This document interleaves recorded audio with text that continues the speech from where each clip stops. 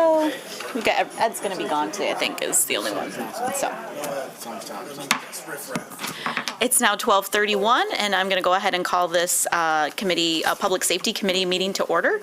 Thank you, Mayor, for being here. Commissioner O'Connor is excused today, and I appreciate you jumping into this agenda. So we have a few items, always important items at our public safety meeting. And the first is an update on the implementation of the public health and safety measures. So City Manager, I'll turn it over to you to give an introduction to Deputy City Manager Behrens. Thank you, Commissioner, and thank you everyone for being here today.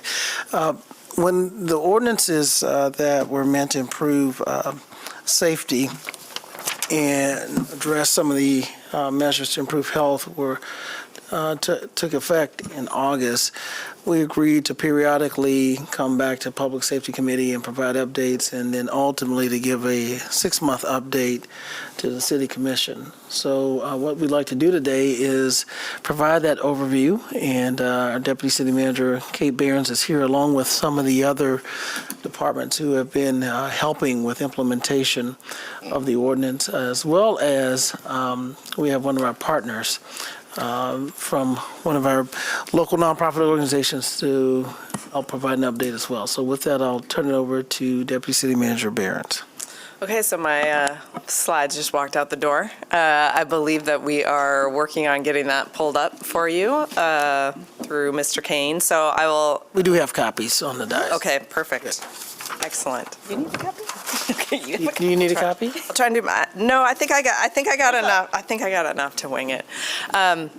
So we have a couple things on the agenda today. As the manager noted, we had committed as part of our, thank you, sir, as part of our overall review of health and safety issues starting early in 2023, we had committed to some periodic updates, because one of the things that we learned through that process and through the community engagement was there is a lot going on with respect to particularly some root cause work. So as we heard and started at the beginning of this process, a lot of the health and safety issues that were being brought to the city's attention were some externalities from other challenges that people were facing and difficulty in connecting into services and housing and safe housing and stable housing. And so what we learned in part of that process was there are a lot of partners involved in the work of addressing root cause issues, and that it's hard sometimes for the public to follow what's happening. Some of that is happening more behind the scenes. They're nonprofits, they're entities and organizations that are not necessarily always at public meetings or holding public meetings, and so hence the commitment to providing updates. So we're still working on pulling the slideshow up. So sorry for the public that may be watching. We'll post this on our website. So we did want to do that update today. Also talk to you about some health and safety ordinance implementation. So back in the summer, the commission adopted some modifications to both our misdemeanor ordinances around accosting and loitering, and also around personal property and excess personal property in public spaces. This Public Safety Committee did make some recommendations to the commission about that. So we wanted to let you know how we were doing on implementation. And finally, we do have Vera Beach here from Community Rebuilders. At the time that all of this package of work was brought to the City Commission, the Commission also committed additional resources to rapid rehousing work in partnership with Community Rebuilders. And so we wanted again to share for you and the public some of the preliminary work from that outreach. So you all have in front of you some data, switching on to slide number 3. You all have some data just about what we continue to track across our public measures. So we have obviously folks that are able to call in from the community to 311 to let us know a whole variety of issues. And one of the things that we said we would track was calls related to some of these public health and safety measures, and also related to the unhoused or encampments where folks are living outside. So we are tracking those numbers. You see the data from the third quarter in front of you. I'll just highlight a few things in particular. The number of calls that we track through 311 that are in some way related to a consequence of someone living unhoused or homelessness has been down all 3 quarters since we started reporting this early in first quarter of 23. So first quarter of 23, we had 73 total calls. Second quarter, we had 55, and this third quarter, we had 44. So those are obviously related to a whole number of issues that folks may be calling about related to homelessness or living unhoused, including folks asking for us to respond to something they're seeing on the street and folks calling for assistance themselves. And you see a little bit more of a breakdown there on your slide about how that is broken down. We also are tracking our own efforts to, again, deal with people living unhoused outside, particularly around encampments. So you have some information there about encampments that were discovered on publicly or privately owned property and our actions on those. So in the third quarter, we did have 37 encampments that we were responding to clean up. And that is something that we do separate and apart from the health and safety ordinances that were updated by the commission. We have had an encampment cleanup process in place for several years at this point that does involve outreach and attempts to connect folks who may be living in those outdoor areas to services, to safer places to stay, and then follow up with cleanup services after that kind of outreach and connection is done or attempted to be done. So we have that data, and then also on slide 3 you have information related to our homeless outreach team, or HOT. So as we were here over the early winter and spring with you, we did talk about HOT's role, particularly in outreach and connecting folks with services, and some things we were going to try to do to improve how that outreach fits into the system. So we continue to track things like outreach contacts and diversion, and we do see high levels of contacts. You see 1,800 outreach contacts there tracked by HOT. That's pretty consistent across 2023. And those kinds of contacts can be important in relationship building and, again, encouraging folks to connect into the services that this community does have available. So we continue to track that and to see high contacts. We also are continuing those coordinated efforts that we talked about at Crossroads Bible Church, the Fuse Center. So I had talked about in the spring the fact that we have been fortunate enough to have many of our partner organizations able to be at Crossroads every Tuesday, providing services to folks with the focus on getting everybody screened for housing so that we can make sure that, again, people are aware of the resources this community has, so we're making those connections, providing a place with our partners at Crossroads Bible Church. Really appreciate them making that space available and making that a place where people feel safe and welcome in order to start to break down some of those barriers that have existed for people. So that work continues. Still no slides. So moving on to slide number 4, that will get you to the implementation update details on the health and safety ordinances themselves. So again, just real quickly, there were the changes to the misdemeanor ordinances. That is related to the definition of accosting and loitering. That has been implemented by the police department. There's been training that occurred for all of their staff. Thank you very much. Training that occurred for all of their staff. We also are working with the prosecutor's office to track whether we have seen anyone charged under those ordinances. And to date, we have not seen anyone charged. That's pretty consistent with what we talked about at the beginning when these ordinances were adopted, that with many misdemeanor type ordinances, police seeks to educate and get to compliance in the moment. And so we'll continue to track that data, but not surprising that there aren't lots of prosecutions resulting from that change. It does give us a tool to talk to people about expectations and clarifying what is and is not permitted, and we hope to continue to see a lot of voluntary compliance. With respect to the ordinances around personal property and corridor cleaning, we coupled the ordinance changes with additional investments in our public works staffing and facilities so that we were able to do some proactive corridor cleaning. So those things are working together. In order to implement, we have formed a cross-departmental team that's really looking at this, ensuring that particularly when it comes to property that may be owned by folks that are unable to find other permanent storage solutions, that we're doing that in a dignified and respectful way and as informed as we can be about what is property and what is not, what is rubbish under our ordinances.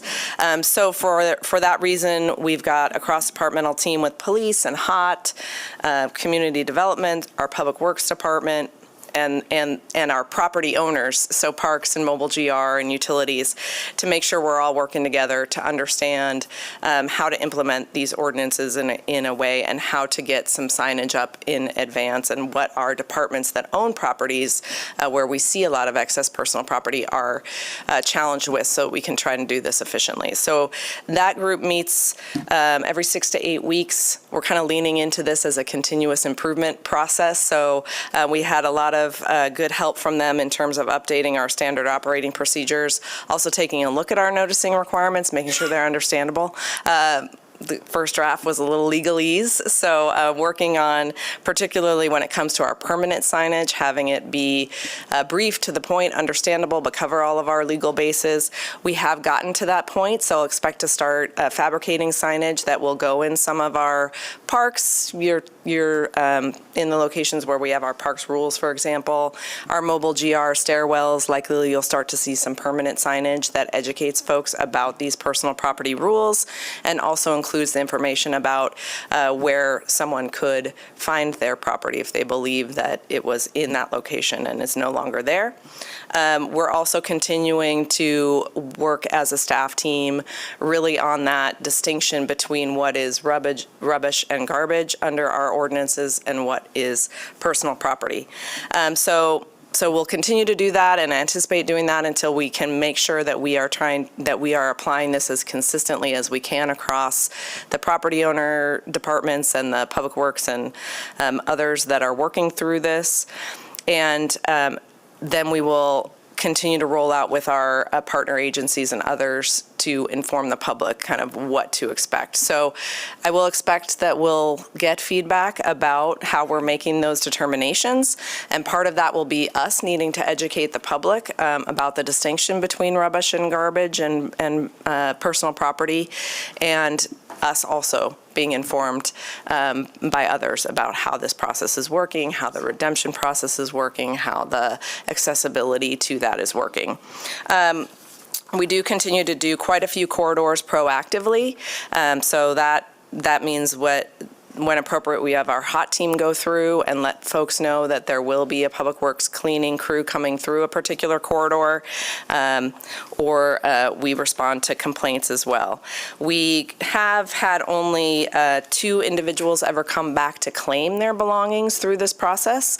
So again, trying to learn more from that. What does that tell us? Is it inaccessible, or is that that we're generally falling in the right place in terms of what's rubbish and what people are able to know that they need to carry with them or store other places? Because as you know, the city does also invest with Mel Trotter on some personal storage solutions. So try to see what that data is telling us as we track it over time.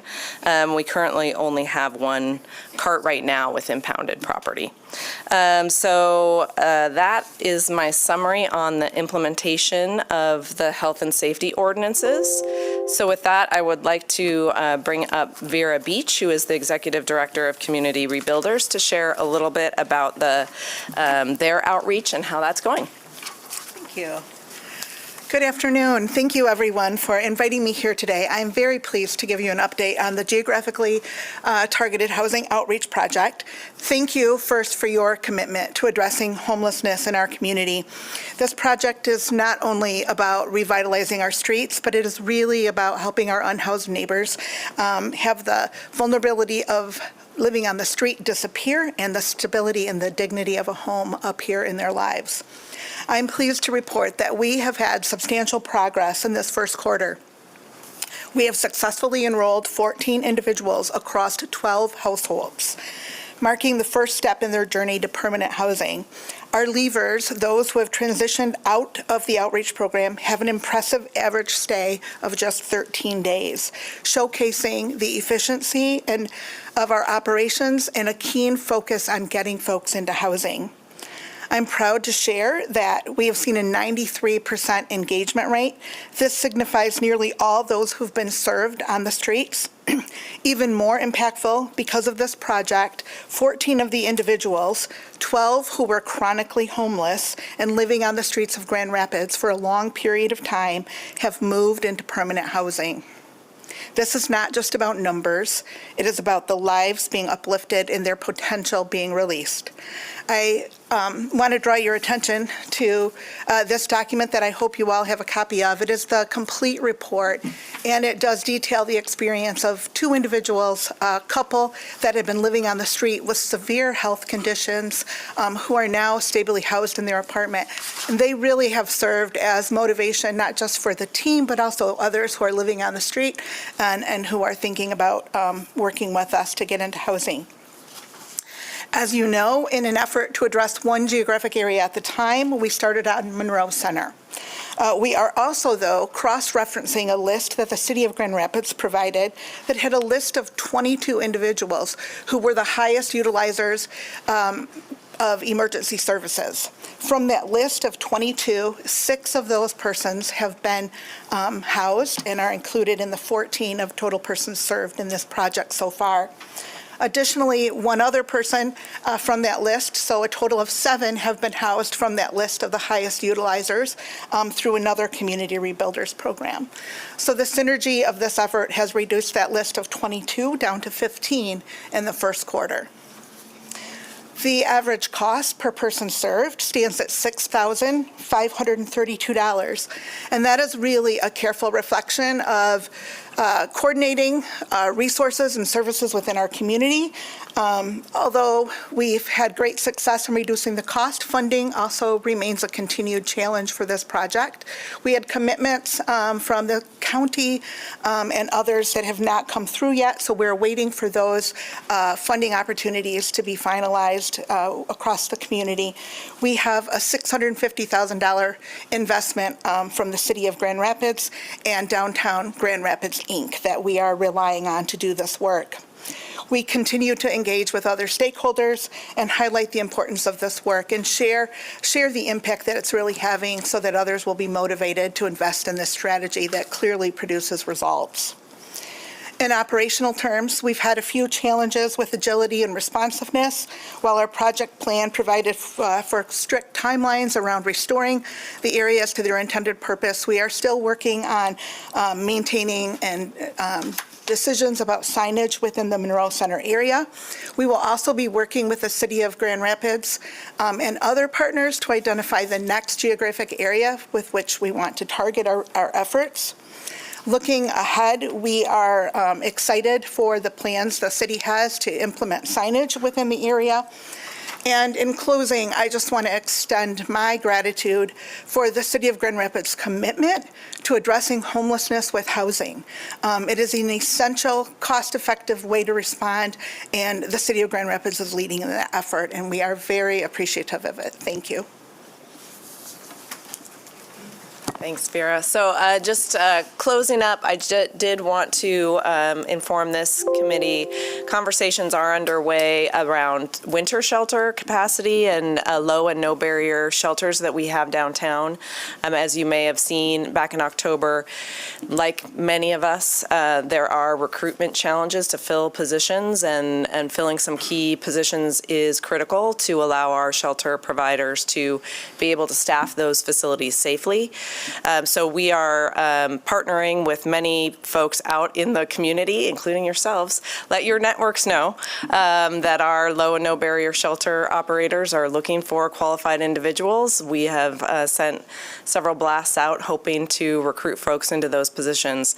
As our winter demand increases, it's going to be important to stay on top of that staffing, and we may expect to see some increased pressure on our indoor publicly accessible areas during the worst of the winter weather. With that, I'm happy to take any questions. Thank you, Deputy City Manager Behrens and Ms. Beach, for being here today. I know this remains a topic. This seems like a while ago that we voted on this, and we also, I think, talked at the time, the changing seasons. We've seen the things in the news, so thanks for providing that update, kind of not just what the city of Grand Rapids is doing, but what that looks like in terms of the system. So I'm going to turn to my colleagues and see if you have any questions. Mayor? Thanks. Thank you, Chair. I have a couple questions. So I'll start, maybe I'll start with Ms. Vera Beach and then I'll turn to Kate. So thank you for this report. I know that you also provided it to the Downtown Development Authority and received a lot of positive feedback for the work that you and your team are doing, especially the results in just a few months.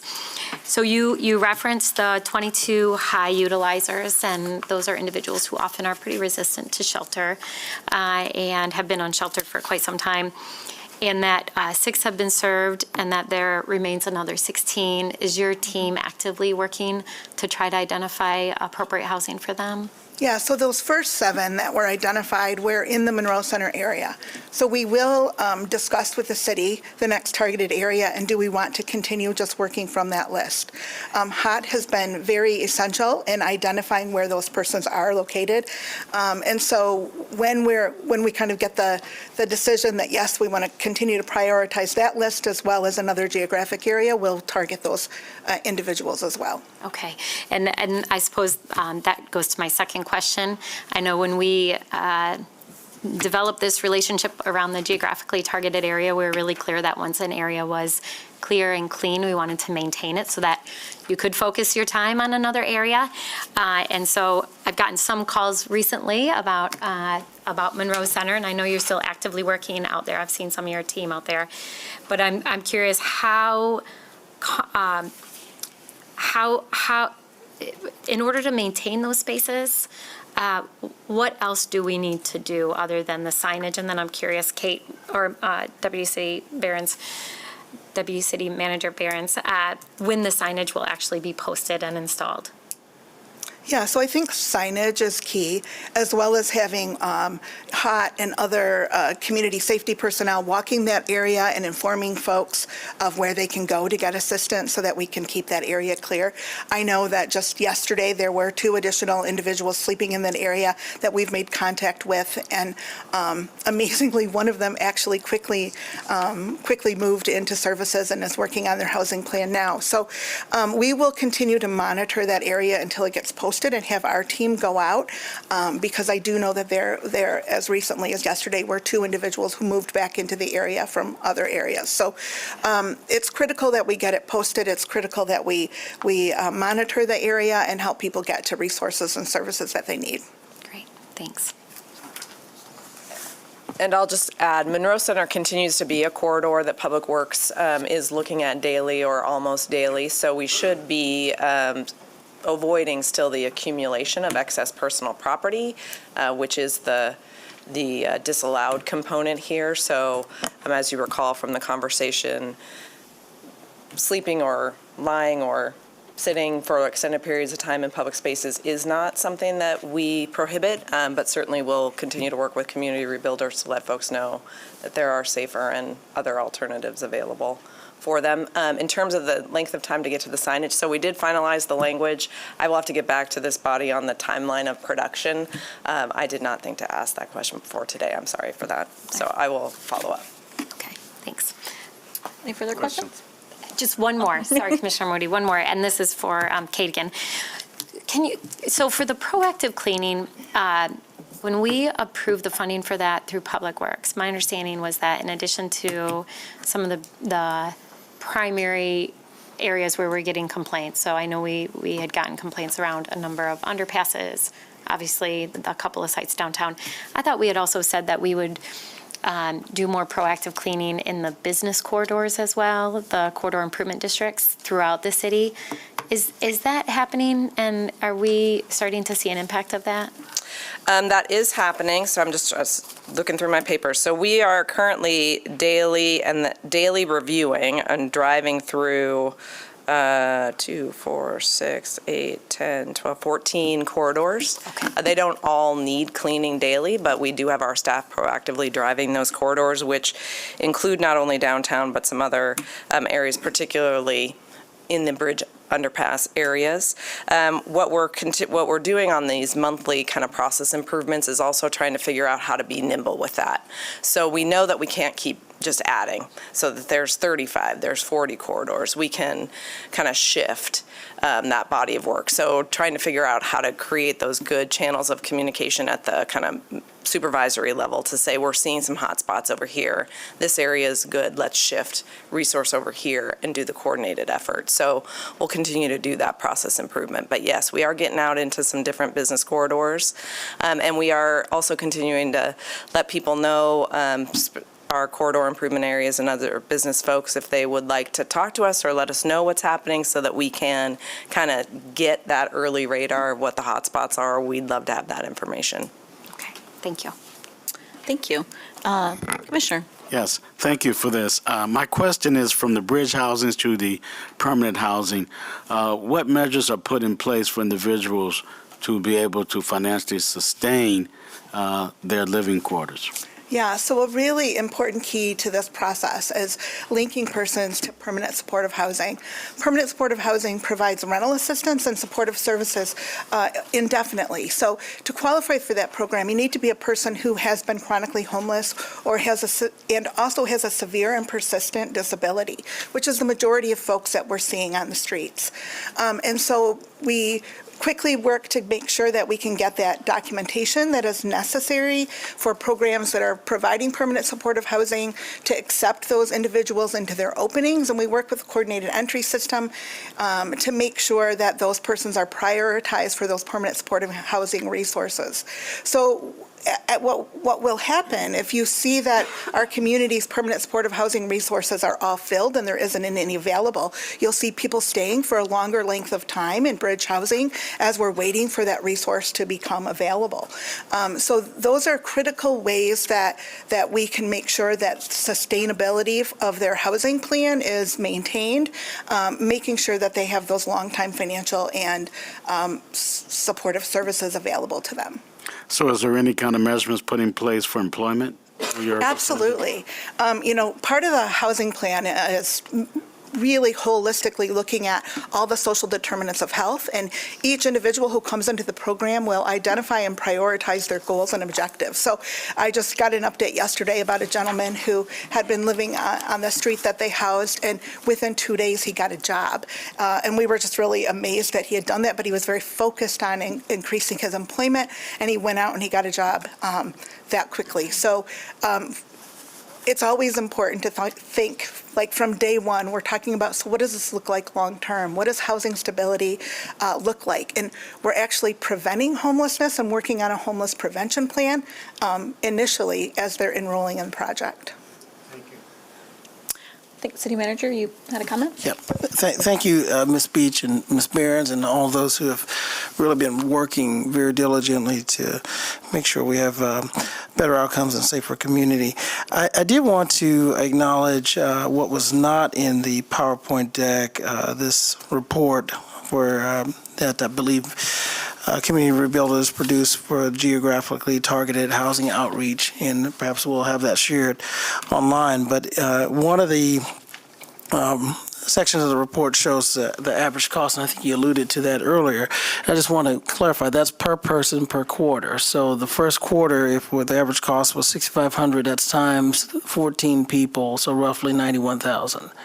So the cost for the second quarter will be at least that? Tell me how you're projecting the cost for quarters 2 through 4. Yeah, absolutely. So it really is dependent on if those permanent supportive housing resources are available and how quickly they become available and how quickly persons can transition into them.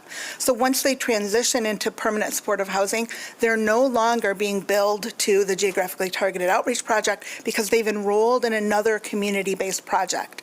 You know, historically, what we've seen is that those with the greatest need who are living on the street often don't get to those openings. So another key objective of this project is to make sure that those high-intensity permanent supportive housing resources are going to the population who are the most vulnerable and the most in need. So we will, once they move into that permanent supportive housing program, they will come off of the rolls of the geographically targeted project. So we're really tracking that cost of bridge housing and outreach efforts. And I doubt that you'll see much larger increases unless we have longer lengths of time in rapid rehousing programs. As we see that increase, we will monitor that, but we're also monitoring what is the availability of supportive services within the community through PSH projects so that we can quickly get those persons prioritized and placed in those programs. So just for clarification, so if this is on average what we could typically expect the rest of the year, around 90,000 per quarter, the funding that's been dedicated from the city and the DDA, the $650,000, that should go well beyond the first year of this effort to help in assisting in transition. Absolutely. Yeah. And that is our intent, is really to reduce the cost per person served and mobilize those resources that are already there for those long-term supports. Great, thank you. Did you have a Sorry, follow-up? Yeah. can I have a follow-up Don't question? apologize. I have two follow-up questions for Ms. Beach, because this has been a conversation that I've been a part of for a number of years through the kind of larger conversations in our community about costs. And I'm curious, and I've seen these numbers before, but I'm wondering if you're tracking them as well. The cost for different services to help individuals who are unsheltered or experiencing homelessness move into stable housing as quickly as possible. So I have a good sense of what it costs to put somebody in a hotel pay for somebody to be in a hotel for 30 days. It's much higher than this, as well as the cost of shelter because of the staffing model and the staffing level that's needed. So are you also tracking that? So at the end, maybe at the end of year one, we can have some good data to look at that? So that's my first question. Second question in regards to permanent supportive housing. I know City Manager and I have talked about this at length, that we believe that there's a huge need in our community, particularly in getting people moved out of homelessness into stable housing more quickly. Do you have a sense of how many more permanent supportive housing units we need within our community to really meet the current need, but also the ongoing need? Yeah, so in regards to your first question, which I lost my train of thought, which was... Just cost of different services. Yeah, the cost of different services. So we are tracking the amount we are spending on outreach activities through staffing, as well as what we are providing in rental assistance separately, as well as any incidentals. So there are times when we will buy a communication device or a pair of pants. Or a cage for an animal. Things like that are odd and out of the ordinary, but are necessary to get that person moving forward. We are tracking all of those expenses individually and also the length of time in rapid rehousing. So when rapid rehousing is used as sort of this bridge to permanent housing, the average length of time is about 8 to 10 months. So that will increase your cost a little bit because we haven't had anyone stay so far in rapid rehousing for that period of time. But that's kind of the average length of time that people spend historically in rapid rehousing across our programs. Secondary to this is this idea of, do we need more permanent supportive housing? What we do know is that within our community, there are permanent supportive housing providers developers who have set aside particular units for permanent supportive housing, but they aren't able to fill them in, those units with those with the greatest need. Some of that becomes they have an urgency to get the unit filled, and there isn't an effective, really strong coordinated entry system within our community, something that we are all working on transforming and transitioning. It is hard to give you an exact number of what is the amount of permanent supportive housing that we need as a community, because first we need to know the inventory that's out there, what is being dedicated to those persons who are most vulnerable, and then look at how much more do we need. So part of our efforts around building an improved and enhanced coordinated entry system that is driven by data will help us get to better answers about what is exactly the capacity of permanent supportive housing we need. Also, this project will be tracking the length of time it takes for us to find an available permanent supporting housing bed, and that will give us some ideas as well. Thank you. Very helpful. Great. I will do one more question. I want to make sure we have enough time so I'll turn over to Mr. Davis and I have a comment, but I won't make you answer. And this is probably for our wonderful deputy city manager, and maybe for Ms. Beach or even the police chief. I was not sitting on this committee when these conversations were at their peak, and as our city commission came together to adjust policy.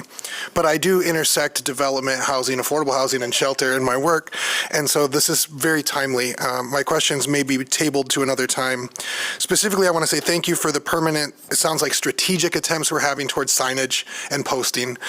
The things that I'm hearing and have been asked about are about whether noticing is necessary for some of these changes and how that's being conducted as to where they're being posted, when they're being posted, and turnaround times. And then lastly, I think it was great that it's already being recognized, the subjective nature of what is rubbish, what is property. I have several notes that I've received about certain items that people believed were belongings that were put in refuse, potentially deemed as potentially hazardous, that had documents that maybe were necessary and are not able to get back. So there's a lot of learning to be done. My question succinctly is just, what is the noticing process when property is going to be impounded, and how are we going to sign it better? And then how is that subjective nature of handling rubbish versus property playing out right now, and who's leading it when people want things back and can't get them? Ms. Behrens, I just want to add a couple of things, because what I wanted to comment was a little bit of what Mr. Davis has brought up. I would support, I'm glad to hear the pieces on the visuals. I'm interested of how you have the encampment numbers on here. What does that look like in terms of people, or, were we able to identify certain people from the encampments? Because I think this is maybe perhaps a little bit of an overlapping number. And then I too have received some questions about, again, I'm hearing it from one individual side. I try to come to these meetings and say, what was that experience? Because sometimes we hear an experience and then the experience changes over time. So I want to recognize that and appreciate that. But I also have some individuals who have felt like, I think one person felt that their items were discarded, not in the time that we noted. Was maybe not able to go back and get some property as the encampment was being cleaned up. So some of those pieces, I think we're going to exhaust our time here today, and colleagues elected and colleagues on this body, this will continue to be a very important topic. And I think, I appreciate City Manager saying we're going to have regular updates, because this was a change. And, I think the communication not only with the public, but with the partners noted. So I'll add that, and then I'll let you have the last comment on that topic. Sure. So, and maybe in a future update, we can be a little bit more in depth, but just want to create some clarity. So the ordinances that we were talking about today, generally speaking, we are applying in parks and rights of way toward the sort of, think in your mind, somebody with more than they can reasonably carry, but not a tent encampment where someone is clearly living out most of their daily function and sleeping and, sort of has the encampment. The encampment is a process that we worked out several years ago, and I can bring back more information, but there are timelines associated with that in terms of outreach and then noticing and tagging and coming back and cleaning up. So I can provide that at a future update. With respect to these particular ordinances, we're working with our staff in terms of what's reasonable on those so there are some locations that do not require pre-notice. There are some that do require pre-notice. We're working with our staff on a window that works within their sort of work schedule, but think, 2 to 72 hours. So because we may be over a weekend when we notice something and then actually come back with the cleanup crew. So that's kind of the window for the pre-notice. There is if we come across property that doesn't have a person with it, unattended property, we may be and we evaluate that as rubbish, that may just be being picked up and thrown away without any notice, which is where I think the ongoing dialogue with the community will help. And if you all are hearing from individuals, I know that it's probably not comfortable for folks to approach the city directly, but if they are already working with a provider of some sort that they feel comfortable sharing that experience, we do want to hear it. Again, we may need to do a better job of explaining what rubbish is. So if your materials that you would like to have saved fall in this box, you should carry them with you or try to get them to Mel's where we have the storage program. So we need to do some of that education, and we also need to be educated so that we can better understand how this is falling. So again, trying to be respectful with dignity, enforce the ordinances between the personal property and the garbage in a way that we can try to be as consistent and clear as possible. Great, thank you. Yep. So I'm going to close out that topic and take us back to our agenda. And the next is, I believe, the update on our monthly crime statistics, update from our GRPD, as well as a special overview of our crisis negotiation unit. City Manager, would you like to make an introduction to this? Just one point out, I'd hope the chief will highlight this. Certainly we're looking forward to the monthly update on the performance of the department, but when we scheduled the briefing on crisis negotiation, we did this prior to a critical incident that had happened in another community where one of the both the victim as well as the officer who was attempting to rescue a person that was being held hostage was killed. So I just want the public to understand this is in no way reactive to that. We were already anticipating the briefing, but it just shows how relevant this matter is and how important that we are prepared to get it right here in Grand Rapids. Chief. Thank you, City Manager. And echoing how relevant it is, this is one of those crisis negotiation, one of those skills that on a day-to-day basis you don't really recognize or think about as going about your life in the city of Grand Rapids. But as you'll hear from Captain Williams, it is vital, and to have that expertise is something that we're very proud of and adds a lot of safety to very difficult situations. Year-to-date homicides, as you can see, are even from last year. We had a difficult 7 days, a period where we lost 4 individuals to gun violence. That includes Monday the 6th, where we had 3 individuals killed on the same day. I was fortunate to meet on Saturday with Malik Eubanks' mom and Anaya Rodriguez's mom, who were at a candlelight vigil down the 2100 block of Horton. And one thing I said to them, I shared a little bit more about the investigation with them because they are relatives, but something that people don't often think about is, as a former detective myself, a lot of times we would make arrests and get a search warrant for an individual's phone or computer, and we've seen that they had done an internet search on their own, the circumstances of their own murder over and over and over. So individuals involved in these crimes are paying very close attention to what's reported in the news and what's said publicly. So I'm always cognizant of what I want to make public facts. So just as an update on those 3 murders, we've been doing a lot of work. The detectives are very much on track. They're very motivated. They're very focused on getting justice for these families, which the family members spoke up at that candlelight vigil and said that they want answers. That's going to help with closure, so we're eager to get that for them. Fortunately, tragically, again, this Sunday morning, we had an individual killed on the northwest side, gun violence. Everyone involved in that incident has been identified. Both the shooter and the victim had a domestic partner in common, and so we're working with the prosecutor's office to move that to a conclusion, but there is no danger to the community. As far as that, as you can see, the detectives have been doing a phenomenal job this year. Last year, our clearance rate continues to outpace the national average. While we have 21 with 6 closed by arrest and prosecution, point out that 4 of those are in the last 10 days, and 1 of those will be closed very soon. So very, very good work by the detectives. Auto thefts, as you can see, are trending in the right direction. The next slide tells a little bit more specific of the story. As you can see, again, that spike with the Kia and Hyundais in summer of 2022, we didn't see as much of a spike in 2023, and we are optimistic that we'll continue to see through education and through taking accountability measures that we'll continue to see a decline in that. Aggravated assaults headed in the right direction, lower from last year this time, and robbery significantly lower. Also doing a good job. Statistically speaking, Grand Rapids is an extremely safe city. We talk a lot about root causes and the efforts that people are making, not just the police department, but here in this room and other good people in Grand Rapids. And root cause is very complex. Causes of crime are not always that complex. And one thing that we did recently, following the day where we had 3 individuals murdered, we looked to see what could possibly be driving violence in different areas of the city.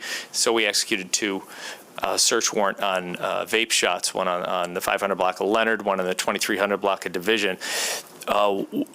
One thing that I noticed over the past few months where we had a spike in smash and grab burglaries, oftentimes committed by youngsters, oftentimes committed in a stolen vehicle, and then when we did make an apprehension, they were oftentimes armed, and very alarming. But I responded myself late at night, about 2 in the morning, to a liquor store by my house on the northeast side, and it was a smash and grab burglary where very high-end alcohol was easily within reach. There was a lot of money that could have been made by someone with evil intentions, but all that was stolen was really vape products and tobacco products, which was a flag to us. What's going on? What's driving this? Well, this is part of the answer here. These 2 search warrants, what we found is over 30 pounds of marijuana at vape shops, which are not licensed to sell marijuana. We have had a lot of cannabis dispensaries broken into in these smash and grabs.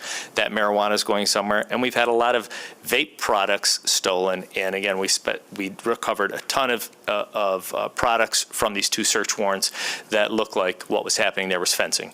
That the motivation for these kids to go out, and it's predatory, in my opinion. It's adult business owners that are encouraging the youth in Grand Rapids to go out, commit these crimes, come back and get paid for them. So looking at it from that way, working on more of a high level, focusing on this, we're much happier preventing the crime, especially where it involves our young people, than responding to it after the fact. And these are just some pictures from the search warrant, all items which the business was not permitted to sell. Some good news from the past couple weeks is our recruitment website, joingrpd.com, has been updated, and if you guys have the opportunity to take a look at it, I highly recommend it. We're very happy with it, and this is the front screen of it here, but there's a lot of videos, and we're just going to show you two quick ones if it works. The product that we did, and this was, of course, a benefit of the commission supporting us and helping us get outside consultants to work with us. The vision of the Grand Rapids Police Department is to make sure that people feel safe, to build those bridges with the community. Grand Rapids is what it is today because people are willing to step up and get involved. We're requested at community events just to be present.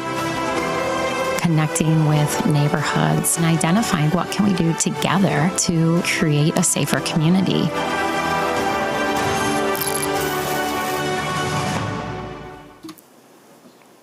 One more. The vision of the Grand Rapids Police Department is to make sure that people feel safe. How about this one?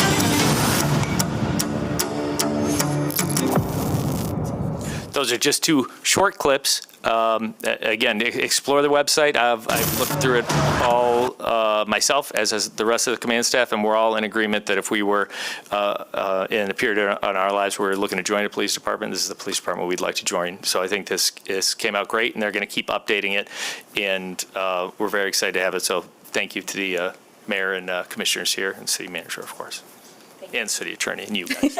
Everybody. Don't start listing out names. We've got 10 minutes. Let's see there. Okay, yeah, that's it for me, and I'll turn it over to Captain Williams, unless you have any immediate questions for me, or we can go straight to. All right. This is Captain Kathy Williams of the. One quick question? Yeah. Yes, or and comment? Chief, you don't need to share this today, but maybe if you can get to us. I know I and several commissioners have talked about the real concern we're seeing with the increase in domestic assaults and domestic violence. Yeah. Can you just get us some updated data on that? We will, yeah, and I will get that for you, Mayor. Okay. And we saw the same thing. The 21 homicides this year don't tell the whole story because a large chunk of those are domestic in nature, as was the case last year. So when that's more difficult, we can't be inside houses patrolling. It's something that we have to think more broadly of how we're going to interact with that. So I will get those numbers to you. Okay, thank you. Thanks. That's helpful. All right, now Captain Kathy Williams. All right. Shorty. I almost didn't recognize her a few weeks ago when she came to a community event because she I get didn't that have on her uniform. I get that often. I look a little different. But good to see you. Thank you. Thank you, Chief, and thank you, Committee, for having me here today. Good afternoon. I'm Captain Kathy Williams of the South Service Area. I've been a crisis negotiator since 2007, and I've been leading the team since 2001. The Chief asked me to come here today and provide an overview of the crisis negotiation team, somewhat of an education, but also the capabilities and responsibilities that we have. We have many specialty units at the police department that often are in the shadows and go unnoticed, but directly relate to public safety and are critical for our regular services. So I will get into that now. So first time using this. There we go. Okay. Oftentimes people say, well, what exactly is that? They think of hostage negotiation, but crisis negotiation is a little bit different. On the screen there, the unique and specialized form of communication to diffuse dangerous and life-threatening situations. Simplest put, we are communicating with people in crisis. And crisis takes on many forms. In the police world, that crisis could look like a suicidal person. That could be a barricaded individual. That could be someone that has taken hostages. So police officers deal with those in crisis every single day. Oftentimes, most calls that we go on, we're dealing with someone in crisis. But the negotiation team's called in when that crisis has been elevated, when there's a risk for death or serious bodily injury that's elevated to the point where it needs to be handled appropriately so that we can best diffuse that situation. It's best to bring in the negotiators who are highly skilled and trained in that art of communication. So the overall goal of our crisis negotiation team is to use interpersonal communication to affect behavioral change, ultimately bringing a more peaceful resolution to a highly volatile situation without anyone getting hurt. And that's multifaceted there, but each part of that goal is so important. Really, we don't want anyone to get hurt. We want to affect change in that person's behavior, and we do that through communication. How do we do that? We do that through building rapport with someone. really meeting them where they're at, using active listening skills, and letting that person know that they have options. Oftentimes, if you back someone into a corner, they'll feel threatened, and they'll feel that they don't have any options, but actually people do have options. The end result might be the same, but how we get there is really up to that person that we're negotiating with. Okay, to truly understand the value of proper negotiations in a highly stressful situation, it's important to understand the evolution of what used to be called hostage negotiations. So I'm going to give you a little bit of backstory, the best that I can. Historically, law enforcement, and I say historically, I'm talking about 50 years ago or more, they would tell people what to do, and then when they didn't do it, they'd make them do it. And in crisis negotiations is no different, or hostage negotiations.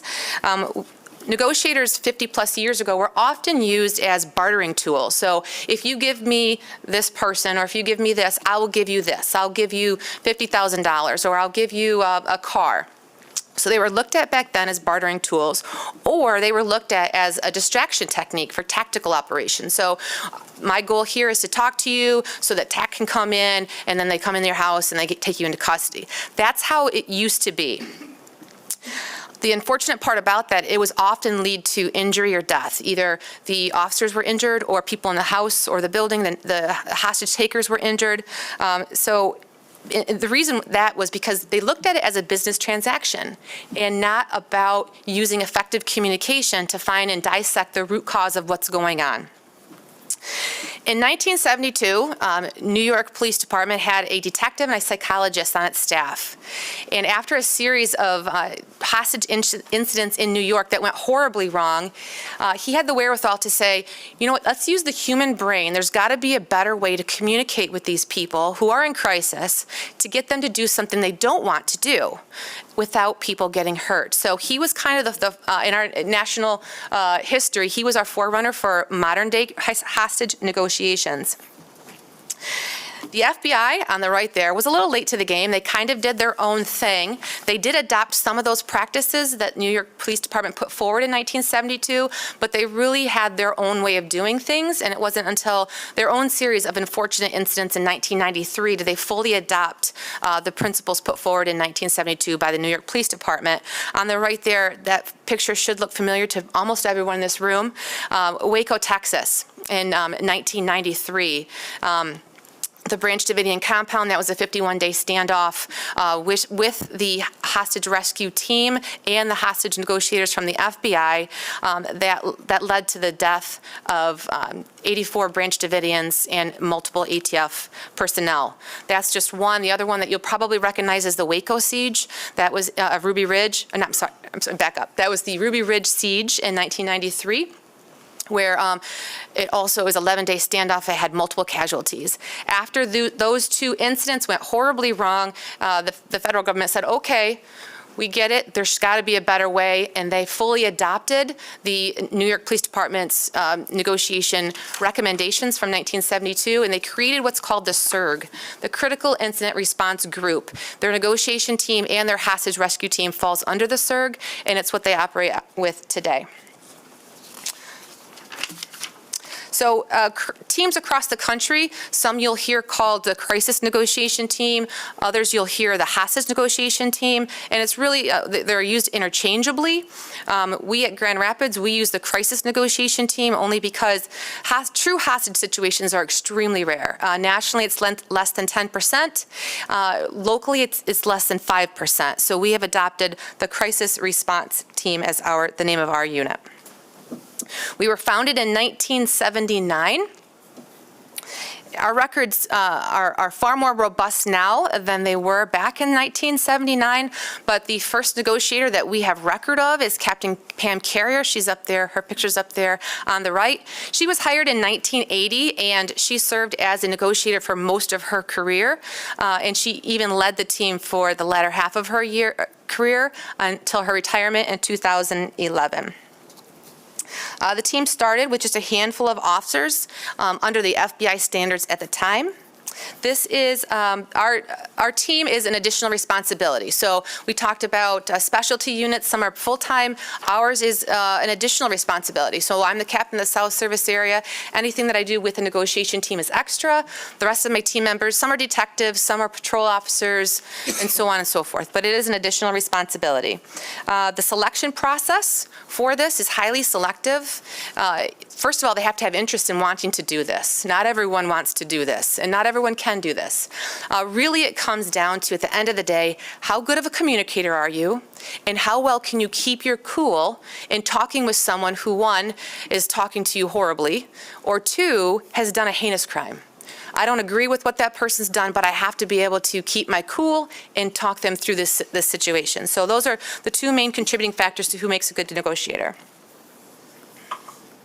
Okay, when and why do we deploy? The crisis negotiation team goes hand in hand with our special response team on critical incidents and any high-risk warrants that we can anticipate the individual to barricade themselves. Some examples of that would be suicidal subjects, serious barricaded criminal incidents, barricaded felony wanted subjects, anticipated high-risk search warrants, and hostage takers. When we have a call out, our team goes hand in hand with the command post that we work alongside the critical or the incident command. We work alongside the tactical operations, and really because we need to give that firsthand information like risk assessment and the suspect's demeanor to those in charge of that incident so they can make the best decision whether we're going to let the negotiators talk or we're going to move forward tactically. I'm proud to say that GRPD has a 80% success rate in talking someone out of a situation, a barricade, or out of a home. The other 20%, we've had to resort to a tactical operation to secure that person and take them into custody. On average, we have 15 to 20 call-outs per year. We are available 24/7, and each incident averages 2 to 4 hours. There are a few instances where the SRT does not get called out when we do, and that's very rare, but it's reserved for when we want to keep a low profile. And a perfect example of that would be if you have a suicidal subject on the top floor of a parking structure or a building threatening suicide, and we need to keep a low profile. That person is not armed with any weapons, so it's a low risk of injury to the officers. So at that point, SRT would not be called. It would simply be the negotiators having face-to-face interaction with that person that's suicidal. Okay, over the year, we have grown, fortunately. Like I said, we started with a handful of officers in 1979, and in 2010, we doubled in size to 14, and we realized the benefits of having more highly trained officers out there taking these calls and can expedite that open dialogue. And in 2019, we again doubled our team. As you all are aware, our staffing was cut dramatically over the years, and so what we had to do is increase our numbers so that we didn't have burnout on the team, and that allowed for more people to be trained and to cycle through the call-out rotation. On a ideal situation, we'd have 6 to 7 negotiators respond, just to give you an idea. It's not just one person talking with one person. We have 6 to 7 people behind the scenes working, having other roles in that process. We started out with just a headset and a console and a throw phone. I brought my throw phone here today. I'll show you that here in a minute. And we would work out of a cruiser.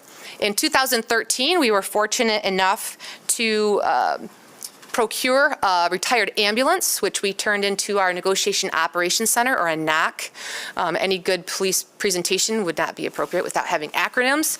So our NOC is our Negotiation Operations Center, and we, like I said, we used an ambulance starting in 2013, which served our purpose. So that's our 2013 team there on the left, and on the right is Officer Prince. He's retired, but he was one of our longest-standing negotiators alongside Captain Carrier.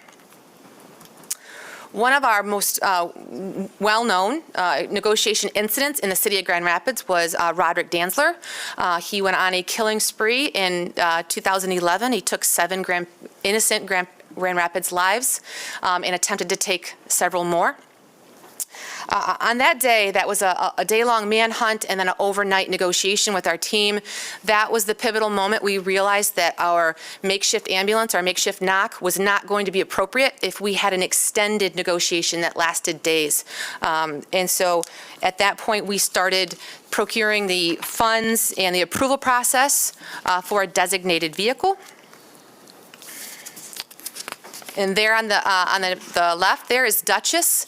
Duchess is the name of the vehicle after Captain Carrier. When she was a vice officer, that was her nickname or her code name, Duchess. So we aptly named our vehicle Duchess in honor of her. On the right there is the inside view of our knock. This vehicle is owned by the City of Grand Rapids. It is not purchased with Region 6 funds, so we are the sole user of it. And, sorry, I lost my thing here. That vehicle does go with us on all trainings and all call-outs. So like I said here, I had the throw phone. I didn't realize how heavy it was until I brought it today. So my plan was to pass this around. The phone itself is not that heavy. It's the cord that's super heavy. But as you can see, it's just a really hard case. It opens that, and inside it says lift to talk. So we throw these, literally it's called a throw phone, because we throw it in a door, we throw it in a window after we've obtained a search warrant. And the benefit to this, people say, well, people have cell phones. Yes, people have cell phones, and we are moving more and more of our call-outs are via cell phone, but this is a nice option because there's no distractions. We don't have to worry about cell service. You don't have to worry about the internet or other people calling in. It's just one negotiator talking with one individual inside the house, and it has an unlimited battery, so you don't have to worry about it dying. So we will throw this in once we have the search warrant on every call-out that we have, just as another option. All right, moving along here. Last couple slides. Training. Some of the trainings that we have, everyone always wants to know how well are you trained and prepared for this type of work. Every negotiator has to go through gets to go through a 40-hour certification course that's put on by the FBI here in state. They also, all of our team members are trained in CIT, or crisis intervention training. That's put on in collaboration with Network 180 and a variety of law enforcement professionals across West Michigan. We have an annual state conference. This year it was held up in Traverse City with the Michigan Association of Hostage Negotiators. We have 14 of our members attend this year, which is a great representation. I happen to be the president of that association, so I know firsthand the caliber of training that these officers receive when they attend. We also have quarterly in-house trainings at the police department. Some additional responsibilities that we have as negotiators that are in-house.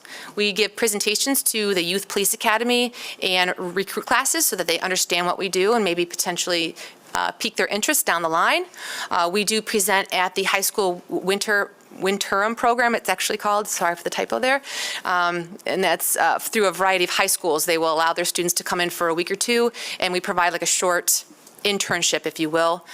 So that's one of the things that we do. As I previously noted, I'm the president of the MON Association, and I'm also a board member for the National Council of Negotiation Associations. I bring that up only because it is important that we have that state and national footprint right here in Grand Rapids, especially in Michigan. That concludes my slides, but I will open it up for questions if anyone has any. Thank you, Captain. Any quick questions, colleagues?